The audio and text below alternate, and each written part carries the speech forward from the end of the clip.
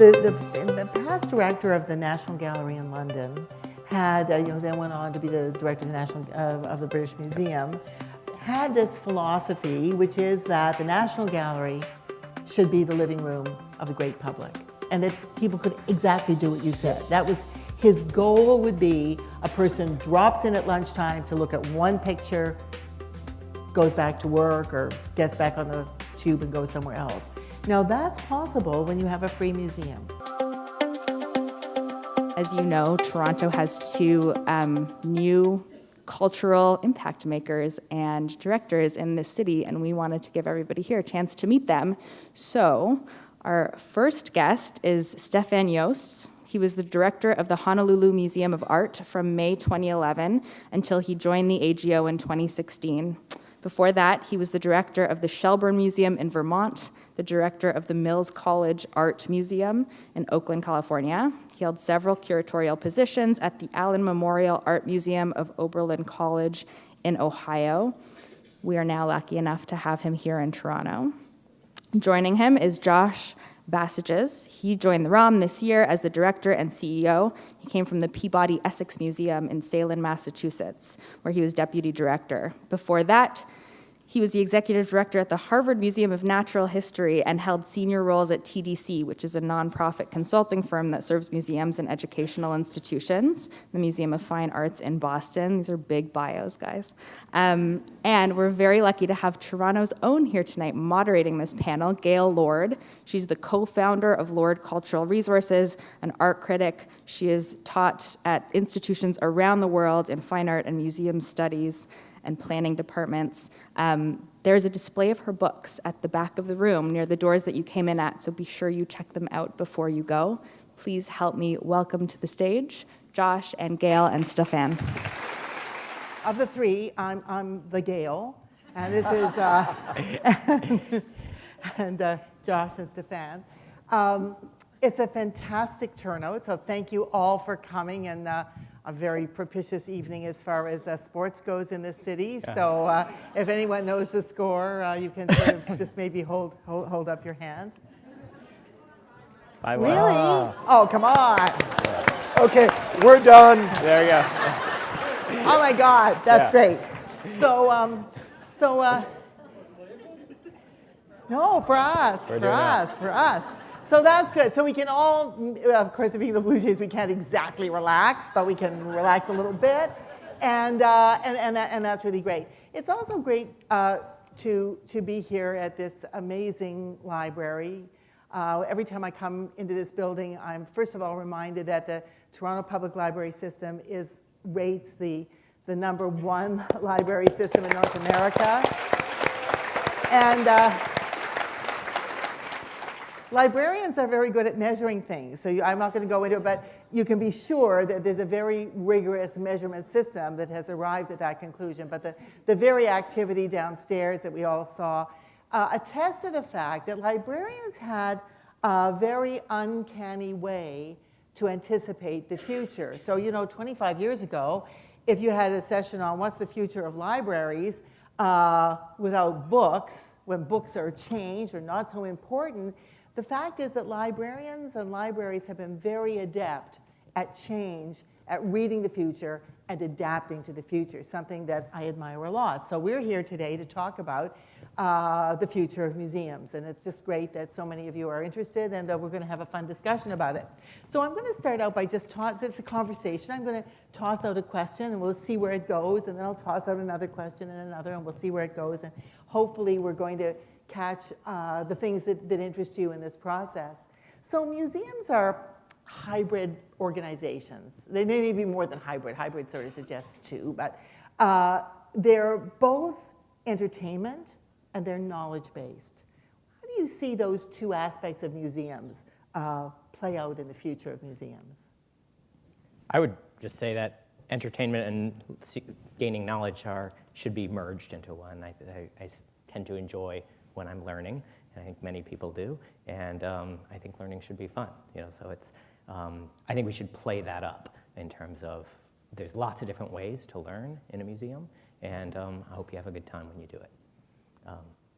And I would certainly agree with Stefan though I would also say I might sort of substitute for the word entertainment maybe another word similar in some ways of engagement.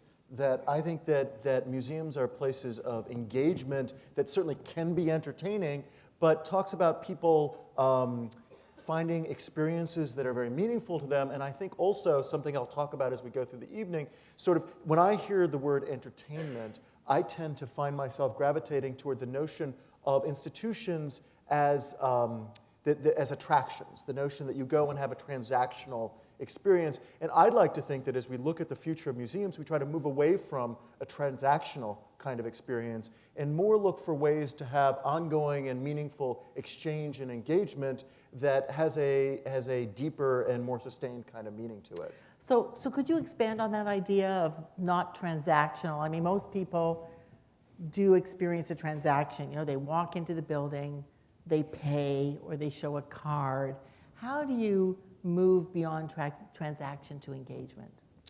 Well, I think that that's a very important topic. And when we think about, again, I mean, if we think about the future of the museums, what I'm sure Stefan is looking at, what I know I'm looking at, what I know what most of our colleagues in the museum field are looking at is how do we become truly 21st century museums? And we're already in 2016, almost 2017, and perhaps unlike the library example, I think museums are still very much in the process of figuring that out. But to the particular point of engagement, if we can move away from that notion of the transaction, even though that may occur, and say, how can we create institutions that are more, and I'll use the word, more porous, where coming and going is easier to do, particularly for people that live relatively close to those institutions, and where they can have experiences that may not only be, I'm going to go on Tuesday for 3 hours to see an exhibition, but maybe I'll drop by on Tuesday first to buy something in the store, and maybe on Thursday for a program, or maybe just because I love that painting or that ceramics or that dinosaur, I'm going to go in, take that in on my way to work.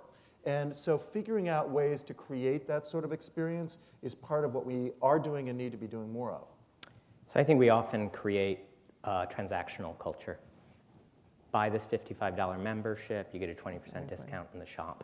And what we do is we set up relationships with our visitor that are quid pro quos, exchange. At the end of the day, people give significant amounts of art, significant money. Governments invest in museums, foundations, individuals, corporations, because of the mission. We're about great art, we're about people learning there, we're about increasing access.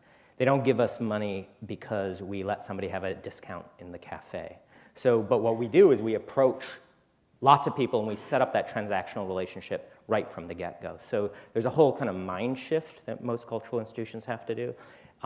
I understand that there is incentive for people to get discounts, et cetera, but if that's the lead rather than the mission, in the long run, it's not going to be fruitful.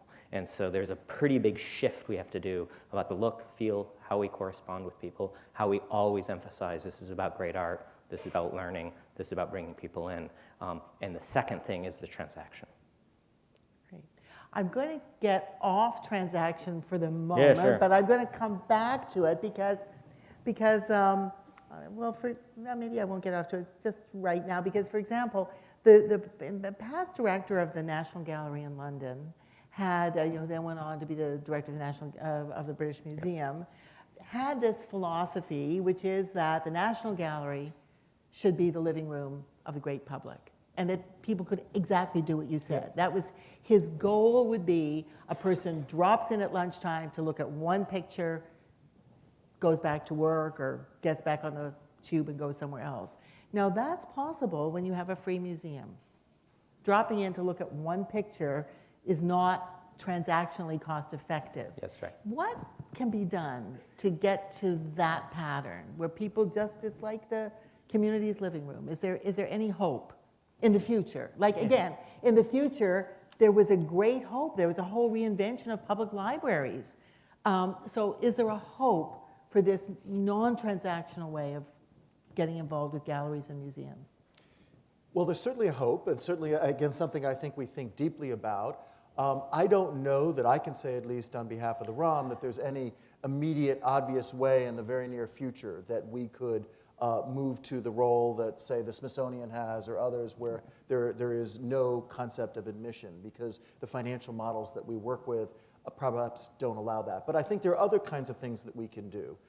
There are ways that we can make, in certain times of the week, free hours. There are ways that we can create discounted admissions. There are ways that we can create different kinds of access for programs. And one of the things that I'm very interested in looking at, and we're actually spending quite a bit of time looking at, is not only how do we make the ROM a more welcoming institution in a whole host of ways, it's a sort of a separate topic of its own, but how do we create more space within the museum that is what I would call the free zone, that the pre-ticket experience, so that whether you can get everywhere in the museum necessarily without this transaction that we're trying to avoid, but perhaps you can get to substantial parts of the museum or meaningful parts that you can engage with and come and go in that way. So again, it's not, I would say that we probably, speaking for myself, that we don't necessarily have all the answers, but I think that the question is, are we seeking to do this? What are the different ways that we can do it creatively?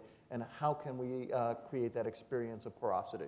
So when I first got here, we're free Wednesday night. And so, I went outside and I asked people, why are you here? And there's a long line. We open at 6, we're free, there's a long line. We'll get 2,500 to 6,500 people in 3 hours on Wednesday night. And that's 6,500 people in 3 hours, that's a lot. And they all looked at me like I was an idiot. They were like, we're here because it's free, right? It's like, okay. But what was interesting is the line is very much New Toronto. It's super diverse, it's super young.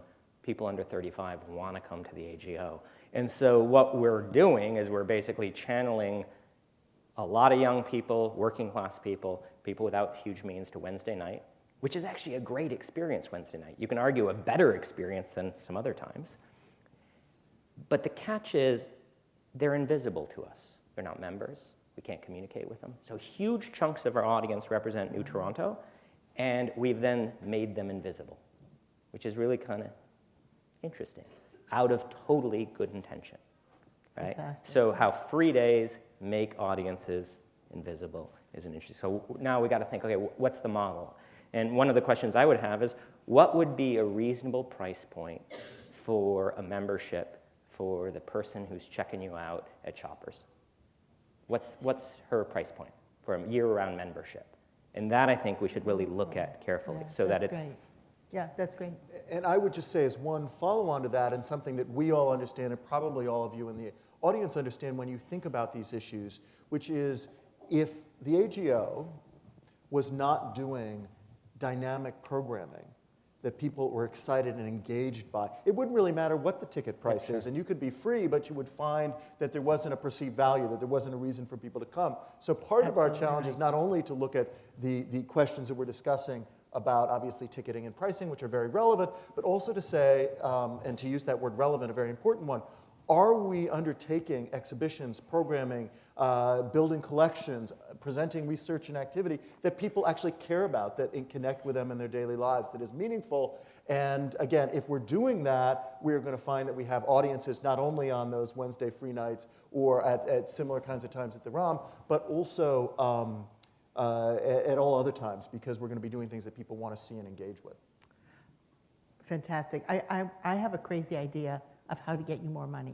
So I'm going to tell everybody, because I announced it on Sunday, and this is going to appear in some free newspaper called Metro. I think it is in a green box or something. And I'm going to be very embarrassed when it appears. So I think this is a great audience to try and win some sympathy for this idea, which is that I think that developers should pay operating costs to help museums and parks, that the people who live in those buildings benefit from the views. So take the ROM or the AGO, you make the street beautiful, you bring people. Thank you. And I would say we kind of have something like that going, where the AGO is renovating Grange Park. Yes. Grange Park is actually This is a big owned one. by the AGO. Maybe talk about that, So Grange Park is owned by the AGO. It's been somewhat neglected. We're investing about $12.5 million into that. The Weston Family Foundation is giving $5 million. And the City of Toronto, through these tax credits for the neighborhood, is putting in this gigantic infrastructure change. And then there's another 2.5 we're raising privately. And so that's a good example of developers through a taxation system, investing in a that's right. public space. Fantastic. That's right. Let's just expand it. So my thought is that it's a kind of concept, and I'm going to get onto something else, but I'm glad you don't think I'm nuts, because No, I'm it's never great. going to, no developer's ever going to hire me again, so I need your support, right? So it's that the developer benefits from these beautiful facilities, right? People who buy condos, they benefit from what you're doing every day, but you actually don't benefit. But here's the catch, is, Okay. so they develop, they build these buildings, we get Yeah, lots of right. money, and the community next to the AGO gets displaced. So there's a whole Right. nother kind of side to it that we have to negotiate. Well, displacement is another problem, but first, we want those people who are displaced to be able to come for free on more than Wednesday night. Absolutely. That'd be my There we thing. go. We got Okay. agreement there. So anyways, Yeah. We'll all But it's- support Gail's That's idea. it, thank That you, sounds like a because great idea. people are going to laugh at me, and I'll say, there are 600 people in this city who didn't laugh at me. They laughed with me. Yeah. So now, the next question that maybe we should talk about, when we say future, most people think about technology. Question is, will technology change our experience of museums? Will it change? How does technology maybe figure in your plans? Does it change how people are going to work in museums in the future? Will it have the impact on museums that, for example, it's clearly had on libraries? You don't have to make a comparison, but what's your thought about that? Well, my view is that, again, for museums to remain relevant, for them to be meaningful to the people that engage with them, we have to recognize what the nature of the society we're living in is. And I know, because I've had this kind of a discussion, both at this institution and other ones that I've been at, it's sort of a regular discussion, that one of the central aspects that makes a museum important is that we are the holders of authentic objects. That whether, again, on our side, it ranges across art, culture, and nature. We have art objects, cultural objects, natural history specimens, and that's what distinguishes us from other kinds of institutions. And there's a concern that I've heard in different quarters, and certainly it's been true in museums for a long time, until relatively recently this has been changing, which is the fear that somehow if we introduce the digital in one form or another, in a meaningful form, to collections-based institutions, that somehow that will be interfering with the direct experience that any of you might have, or that people have in museums with, again, works of art or specimens of natural history. And frankly, I would say I am not concerned about that at all. I believe that digital tools can enhance the experience, that people that are not interested in them can look at what they want to look at, engage in the ways they want to engage, and tune out other material. And people that, in fact, benefit from, engage with all sorts of digital tools to be able to experience and enrich what they're doing in the museum, they're going to have that experience, and it's going to make what they're doing that much more valuable. And so when I hear that kind of concern, I'm reminded of a discussion that went on a couple of decades ago when, you know, there was the movie industry, and then I'm not sure of the exact timing of this, but when videos came out as a way that you could watch movies outside of the movie theater, and there was a great deal of concern that somehow people were going to watch videos and it was going to kill the theater experience. And in fact, just the opposite occurred, that it made more and more people care more about cinema, want to go to the theater more, experience it in the theater, and also experience it at home. And I feel like the digital tools, and we could talk a lot about this, only enhance the experience of the authentic object. So, I mean, it's a huge topic, first of all. Our first priority is to get strong Wi-Fi throughout all the public spaces. It's really basic. Like, let's just do that, right? So sometimes we overthink about it. We think, oh, this is the Lamborghini we can drive. And I'm like, let's just pave the road, right? Let's just kind of get there first. I think actually the interesting big flip is we're so ingrained to think of the museum as the authority and the content provider, and that more information is always better.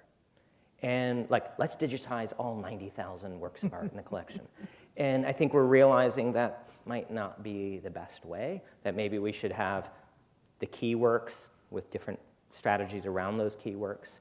And then what's really painfully obvious is that it's actually, people aren't looking necessarily for information from us, but are interested in Facebooking that they were in front of a Gauguin at the AGO, right? So it's really about the visitor creating the content for their friends, and it's social, but there is also content there, right? It's hey, this ups my street cred to be photographed in front of this thing, right? So it's just, and we as an institution, I think, should do both. We should have great content, but we should also really allow people to generate their own content.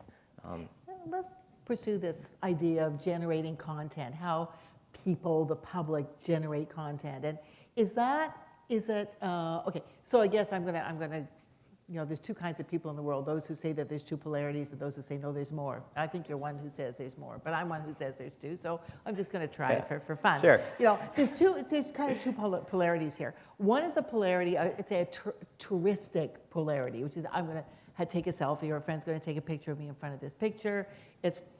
I'm then gonna wear it as part of my identity or a memory of the visit or whatever.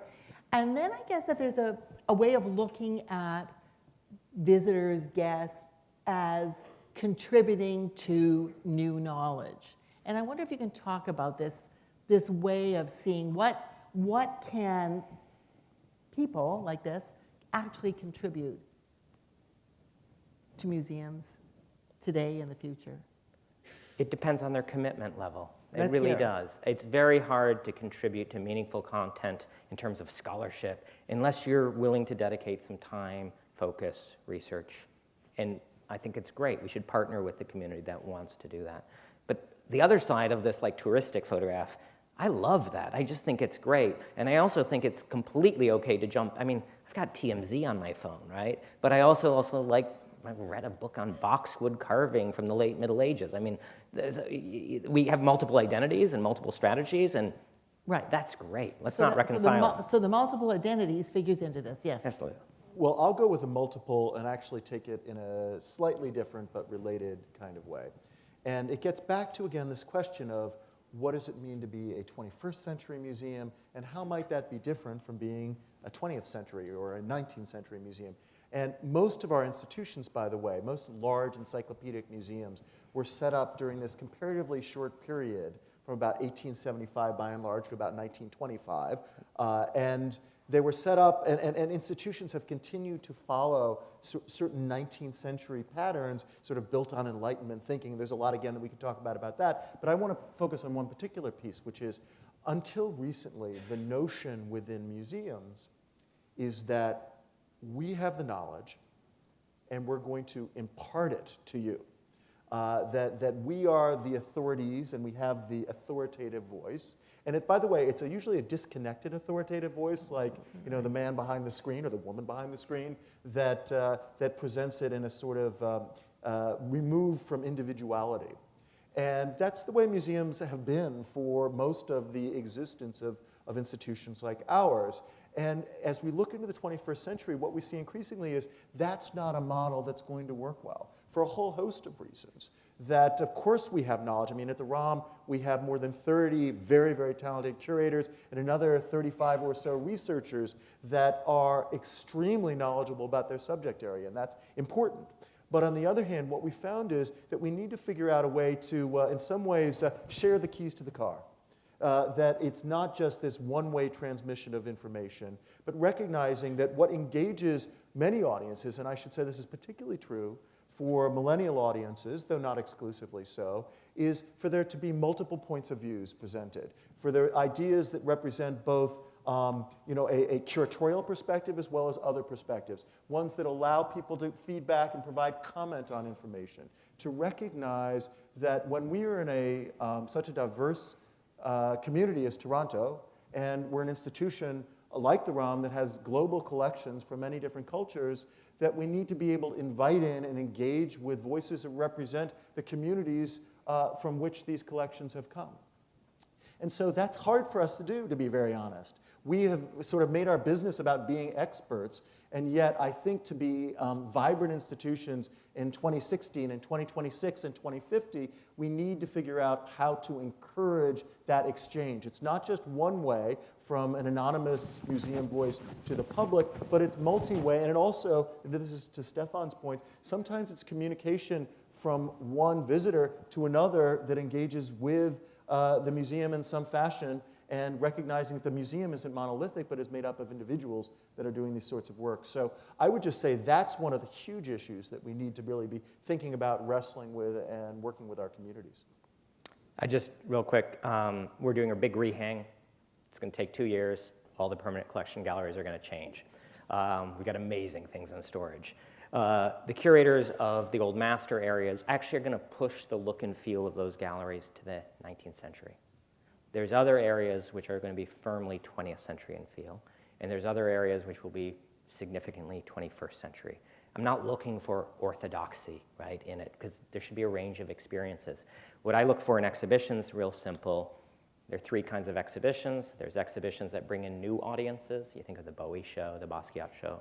There's exhibitions that reaffirm our existing audiences. I think of Mystical Landscapes, the current one. And then I look at the third are the super nerdy shows. We're opening, this medieval boxwood show. It's phenomenal. It'll be great. But it's really, really dense. And that's great. And we should offer all those types of shows at any time. And just don't mix them up, right? The nerdy show's not going to sell 100,000 tickets, and that's okay. So I think you've taken us to a point that I suspect people want to know a bit about, which is, what are your plans? Though we've talked about the future of museums, but what are some of your plans? You're both looking with fresh eyes at these 2 august institutions. They're certainly 2 of Canada's biggest, and actually they're 2 of North America's biggest. Yeah. I wanted to maybe share some of your plans, So if you can. 4 things I'm thinking about. The museum in 20, 25 years, at the board, at the staff, at the membership, at the visitors, has to reflect the diversity of this community. That's a 20 to 25-year plan to do that well, but that's kind of something that I keep up Really, at night. 20 to 25 years, it'll take that long. That's really That's pretty interesting. quick, actually. I mean, Wow. Well, I think that's because it's a high bar to truly reflect the diversity of Toronto. Weirdly, the group that's moving the fastest, or one of the fastest, is actually our board, which is really hats off to them. So that's one thing I worry about, or think about, not worry, think. 2 is the collection, really focusing on quality and great things. 3, I think about increasing the financial strength of the AGO, specifically for endowments for exporting significant exhibitions of Canadian content and values. I think that we live in a big, complex world, and if we don't say, here's the artist or artists from Canada we believe in, and we believe that we need to share that with the world, other places like oligarchs in the Gulf state will certainly define the culture for us. And actually, I've got huge problems with that. So I think either we're going to step up and try to shape global conversation, or other people will do it. And I actually am not relativist about this. I believe that some societies are healthier than other societies. And then the final thing is, you look at the demographic changes, and as much as, 8 years ago, we expanded massively, right? So the last thing on one hand I want to think about is an expansion. But if you flip the question and say, in the next 10 years, it's like all of Cleveland, Ohio is going to move here, you really have to stop and think about expansion, right? So it's not a short-term thing. Cleveland's a sensitive point right now. The equivalent of the population size, yes. Yeah, but you get my point, right? We can't freeze. 1 million people are going to move here, right?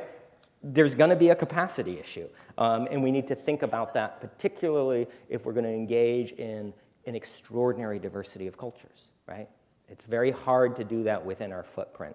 I'm not looking to do this right away, but we have to think, okay, in 10 to 20 years, where should the institution be, and what are the decisions we're making now to impact that? I'm going to just throw another question, and you might want to pick it up. And would that maybe have pop-ups in different neighborhoods? I mean, the city is going to be bigger. The whole GTHA, as we call this area, is really going to be densely populated. So one of the trends is to sort of pop-ups or satellites, and maybe I'll just throw that to both of you. Is that a way of achieving this? Well, maybe I'll come back to the pop-up, or Stefan can in a moment. I would want to pick up on something you were saying before, and this is one of the things that I've learned as a newcomer to this city. I've been here about 6 months, and what I found consistently, and maybe this does, as I've been told, represent something of a Canadian quality of personality. But I think that if we can talk in those kinds of generalities, but there's a certain kind of modesty about viewpoints regarding whether it's Toronto and its place in the world or the museums that we both represent. And so I can say, because I'm not from here and I'm coming from someplace else and coming into Toronto, that as a city and as a province and as a country, I don't think we all understand the quality, the breadth and strength of these institutions. Coming from Boston, I've always admired the Royal Ontario Museum and the AGO and recognized that they are two of the finest institutions in North America and among the top tier of institutions in the world. And I've jokingly said to some of my colleagues that if we were in Manhattan, let's say, and maybe talking about a second or even third-rate institution, there would be a sense that, yes, we're in the finest institution in the world. Yeah. And here in Toronto, we have these wonderful institutions, and the sort of, yes, they're nice, they're down the road, and we enjoy them, and that's wonderful. But what I've recently just done some comparative data assessment, and that both of our institutions, on almost any metric that you can come up with, from operating budget to size and strength of collection to attendance to how many school children we serve, to metric after metric, that these institutions are amongst the top 10 in North America. And so I would just, as a sort of entry comment, say one of my goals would be to help all of us rally around understanding what phenomenal institutions we have in our midst, along, by the way, with other cultural institutions and the library here in Toronto. So I've been so impressed just by the caliber of institutions. 4 of the top 10 museums in North America are in Canada, by budget size, by whole bunch of the National Gallery, Montreal, the ROM, AGO, right? That's pretty phenomenal. Okay, right? And that's of about 40,000 museums in North America. Yeah. So Yeah, that's saying right. something. Yeah. In terms of plans, we could, again, spend a lot of time talking about those sorts of issues. I'll just mention a few things that are very much on my mind. One is that we sit in this remarkable location at the ROM at the corner of Queen's Park Avenue Road and Bloor Street. And museums can be in the habit of seeming very monolithic. And this gets back to the porosity issue. So in the same way that I'm looking to have us move away from a transactional experience, the conceptual and the physical, as it relates to the way we are set up, the landscape or hardscape around the building, I'm very committed to saying, how can we make the experience of coming to the ROM a much more welcoming one, inside and out? What does that look like in terms of physical changes, in terms of approaches, in terms of the training of our staff and other sorts of things? Because we want to be a place, again, that people feel welcomed in, that they can come and go, no matter what background, what socioeconomic group, what culture they may represent. So that's a hugely important one. And it's, again, a lot of these you'll see is whether it's the ones that Stefan is mentioning or high on my list, relate to this notion of the 21st century museum. Another is on that same that data effort that I looked at. I happened to look at amongst the top museums in North America, how many K through 12 students do they serve?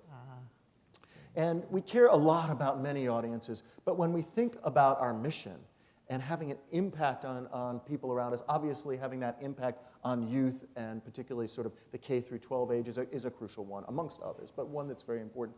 And it turned out with almost 105,000 students who come into the building on average each year, that not only are we the largest co-curricular educator in the province, but we actually are in the top 3 or 4 museums in North America in terms of the numbers of young people we serve.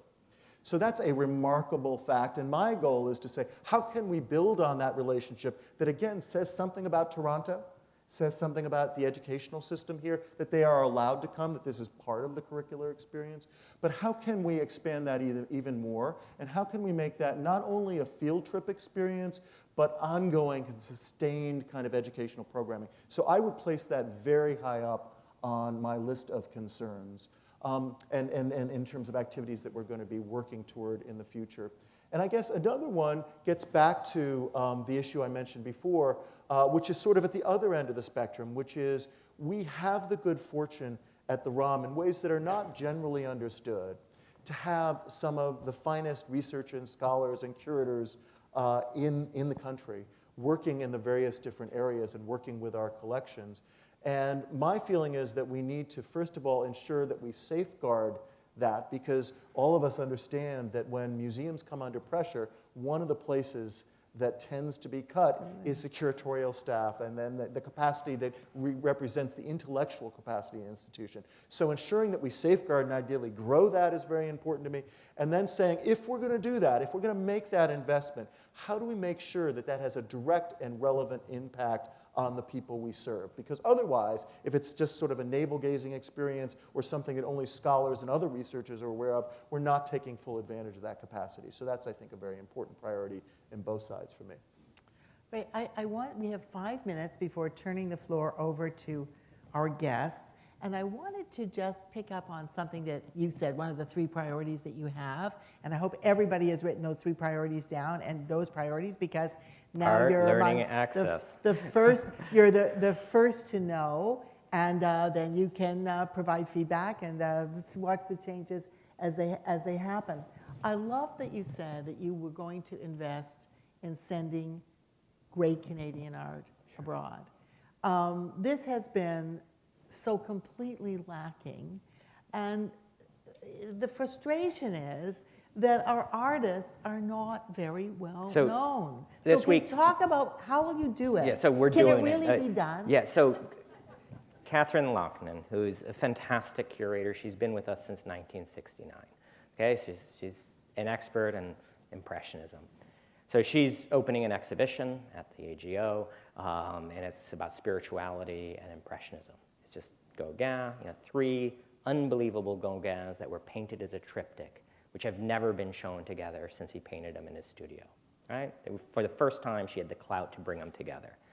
But what's interesting, then you go to Monet, and you go to these other Mondrian, et cetera, and there's big parts of this exhibition that are Tom Thompson. Emily Carr actually looks fantastic in relationship to Edward Munch. Who knew?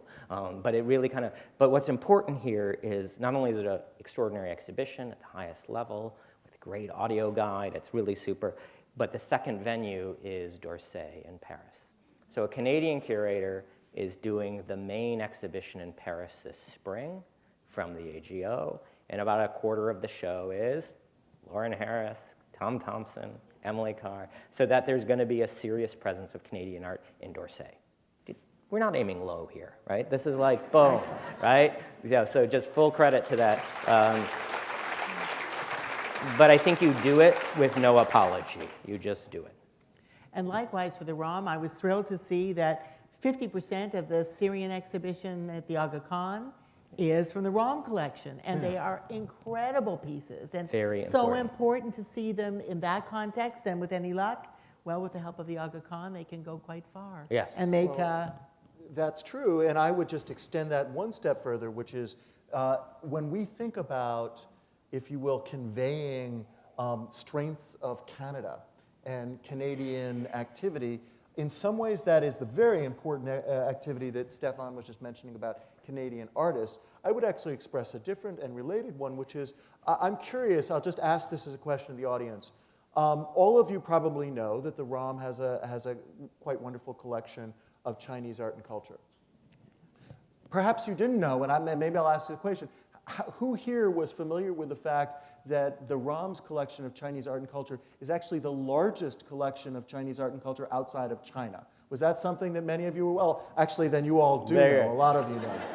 Wow. A very knowledgeable audience. But talk about perfectly set up for the 21st century. And our South Asian collections. That's right. And right now we have a very large collection of ancient Egyptian work that is actually in Nanjing, China. The Nanjing Museum in China, which is one of the top 3 or 4 museums in China. And this is an exceptional collection of work from our very strong Egyptian collection that is being presented in China and going to a number of different museums there. So when I think about one of the things that we can do here is align with very important cultural values. And you've talked, I know, Gail, about issues of both soft power and cultural diplomacy. Thank you. I thought no one would ever say that. So I think we have a wonderful idea, all of us, because of the strength of our institutions and the collections of the ROM, to be projecting important collections around the globe in China, in South Asia, in the Middle East, in Africa, and elsewhere. So it's a wonderful opportunity. In Alberta. In Alberta. Now, I don't know about Alberta. Okay, so I believe we've had the signal that it's now time for you, for you, and we have a special moderator. I'm only good for these two guys, but we have a special moderator just for you. So I think you're going to explain how people can participate. Yeah, there's a microphone set up in the center aisle of the room. And based on the question that Josh already asked, it looks like you guys know everything already. So you might not have any questions, but it is a once-in-a-lifetime opportunity if any of you have questions. Okay, not once in a Yep. lifetime, I'd say. Yeah. We'll be available, Yeah. we'll be accessible. I'm often in the galleries. Yeah. Yeah, there's a microphone right there in the center Once aisle. in this week, how about that? Do you guys answer emails? Should we broadcast your contact info? Go ahead. Just a question about presentation of collections. Do we have a mic? Sorry. Just a question about the presentation of collections in cultural institutions. Because, you know, the formula has been sort of that 19th century, stick it up in a case or a wall, and people come and look at it. And the 21st century sort of visitor's expectation to be able to be seen with it. How do you sort of balance the conservation issue versus the sort of expectation of the contemporary visitor?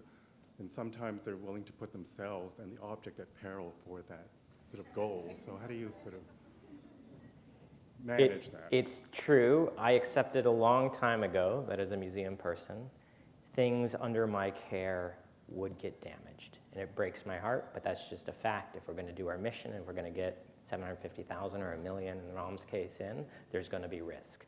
There are easy ways to mitigate that risk, and I think that we should really make sure that things are accessible.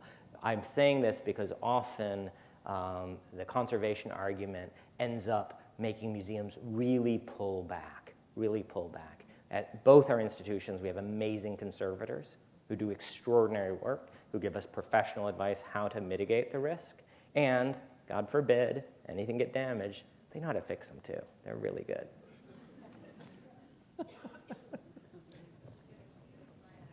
Great. Okay. So we'll go. Okay. We'll We have won't one- necessarily okay, yeah, I got it. we'll answer give every- we one won't both response answer for every every question. question. How's that? Okay, good evening. Welcome. Welcome to Toronto. Thank I'm you. afraid I missed the introduction because the streetcar broke down, That's but fine. I think you're both, that's a Toronto story too. One comment and then a question. I was just in London, England last week, 2 weeks ago, and my daughter's living there now, so never mind. We went to museums all over the city. The V&A and the Tate Modern were standouts, and their model is free admission. So they're destinations. But the V&A had a show about the Beatles and culture and political change from 66 to 1970, called So You Say You Want a Revolution. And it blew my mind, and I paid £16 for that. So you could get into the V&A for free and see the permanent collection and have a fabulous day, or you could commit to a higher level and pay the £16 or whatever to see the special show. That seemed like a great model of inclusion and revenue streams. Same at the Tate Modern. We were meeting friends from all over the city. It was an easy destination at which to meet. It was free. We spent money having drinks in the cafe. We didn't pay to see the Frida Kahlo show, because I think it's coming here. But, George O'Keeffe. you know, it's I don't want to Yeah. cut you off, but Okay. there's an enormous line all right, behind okay, you. So here's if you my have a big question. Here's my big Good question. job. But those were models to think about. Free admission, pay for special shows. Museum of Toronto. I work for City of Toronto Museums. We run 10 historic site museums. There is not a center in Toronto that tells Toronto stories. And I can tell from this audience and every day at work, this city has an appetite for a museum that tells Toronto stories. And it's talked about decade after decade, and it's still floating out there. What do you think? How could your institutions help support a Museum of Toronto? Well, I would just comment, I sat on a panel on Sunday evening, and actually one of the panelists was someone working with the Museum that is definitely devoted to the issue of building a Toronto museum. I think my museum's model is to not have a building, but to have But pop-ups. to address the stories, you talked Yeah, about the stories of Toronto. So I was pleased to support that, and conceptually in other ways. So I just don't want, part of our need is to respect the work of other colleagues doing important work. So I just want to give a call out to their work as well.